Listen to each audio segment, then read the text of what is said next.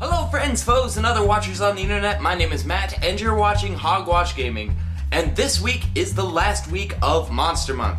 So we're going to finish it out with a series of videos, and we are going to be building a dungeon in Dungeons and Dragons.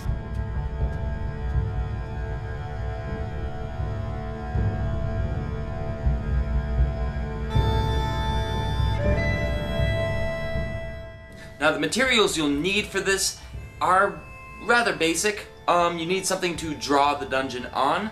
I like to use graph paper. It's got little squares on it. That makes it really easy to measure distances and stuff like that.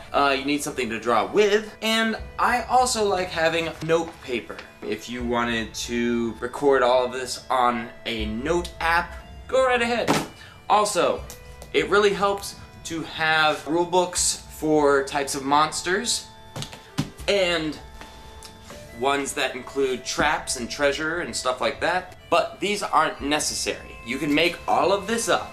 And also there are apps, once again, that give you the stats for monsters and stuff like that. They don't have some of the lore behind it, but they give you the stats and the special abilities, and you can go from there. What I do is I usually look at the book, and then while I'm running the game, I have this to remind me what I'm doing. So I'm pretty sure that's all that you actually need to build a dungeon. Something to draw the dungeon on, something to write notes about the dungeon on, and something to write with.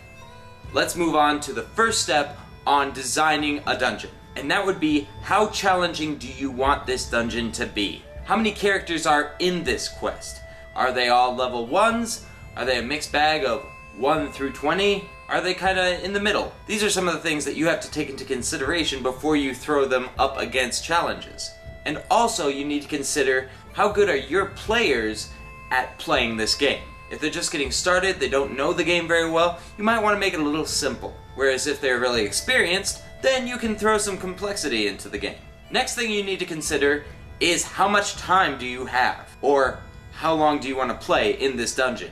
A bigger dungeon will be a longer game, and will have more monsters, more traps, which translates into a longer game as well. If you're okay with playing a dungeon in more than one session, then it can be pretty expansive, and you can do whatever you want with the size of it.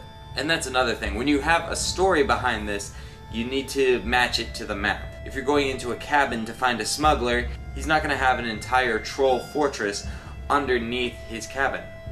Or is he? So that's all for today's video. Tomorrow we are going to be moving on to how to draw your maps and setting traps.